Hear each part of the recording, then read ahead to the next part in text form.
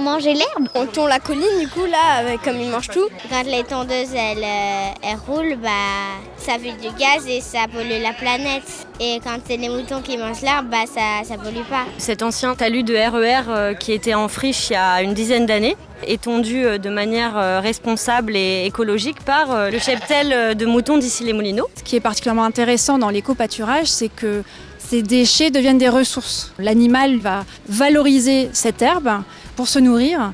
Et donc c'est un des premiers intérêts, comment on arrive à transformer un déchet en ressource. Le but, c'est à la fois économique, puisqu'on n'utilise aucune essence et aucune énergie. Le mouton, l'énergie, c'est l'herbe qu'il mange. Écologique, parce que le mouton préserve la biodiversité du lieu. Vous avez un rucher installé sur le talus Garibaldi. C'est vrai, quand on utilise des machines, on peut abîmer certains insectes. Et mettre des moutons, ça évite toutes ces choses-là. Et ça permet aussi aux jardiniers de ne pas porter des machines très lourdes sur des terrains un peu accidentés en pente. L'avantage de vivre avec des animaux, c'est qu'il n'y a pas de jugement, il n'y a rien. Ça a un attrait pour les gens de la ville, un attrait social. Tous les habitants du quartier discutent entre eux des moutons, du cheptel. Ça fait du bien aux gens, notamment là, on a eu pas mal de périodes de confinement et de voir les moutons de ces fenêtres, ça fait un bien fou. Ça change le regard porté à des espaces qui, devenant des lieux de ressources sur lesquels des animaux puisent leur nourriture et vivent bien et sont en bonne santé, ça change complètement le regard porté par les habitants sur leur quartier.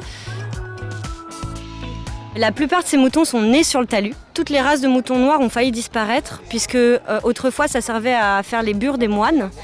Or, le textile noir n'intéresse pas les industriels puisque on ne peut pas teindre ce tissu qui est noir déjà. Et en plus, c'est un petit gabarit. Donc on a failli perdre toutes nos races de moutons noirs en France. Et grâce à ce travail-là, on a pu réintroduire cet animal et cette race de moutons en France. Ils sont très bien parce que finalement, ils ont beaucoup de place sur ce terrain qui est très grand. En fait, ils ont une belle vie. Ce qui est intéressant, c'est qu'il y a eu des cloisonnements faits, ce qui permet de déplacer les animaux. Ça permet aussi aux plantes de se développer à d'autres moments de l'année. Ces brebis qui ont 15 ans, normalement, devraient avoir des dents abîmées, etc. Et en fait, ne montrent aucun signe de vieillissement et sont en pleine forme. Comme il y a tout type de végétation, en fait, ça permet de se nourrir facilement. Et de toute façon, il y a juste à voir l'état des animaux pour se rendre compte qu'ils sont en très bonne santé. Sur un talus comme celui-ci, avec une végétation qui peut s'apparenter un peu à une végétation de friche, finalement c'est une végétation aussi qui va apporter différents éléments nutritifs utiles pour une alimentation équilibrée. Il faut les tondre parce qu'en fait ils ont une toison, enfin la laine, qui pour eux devient une gêne à partir du moment qu'il fait très chaud. Donc l'objectif c'est de les tondre une fois à minima par an, de manière à les débarrasser des parasites. Suivant les races, on récolte à peu près entre 6 kg de laine par an et par animal. Il fait trop chaud et si on les tond pas, ils vont avoir trop chaud. La laine, c'est doux.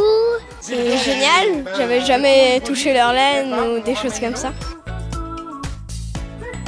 Le bilan est super positif. On a même aujourd'hui rencontré des personnes, des Icéens qui disent nos moutons. C'est qu'ils se les approprient vraiment. Les gens sont très fiers et très attachés au cheptel de moutons du talus Garibaldi. Un objectif à atteindre, ça pourrait être d'augmenter le cheptel sur ce talus et donc d'avoir un éco-pâturage qui se développe, qui prend un peu plus d'ampleur. Il y a tout à fait le potentiel ici.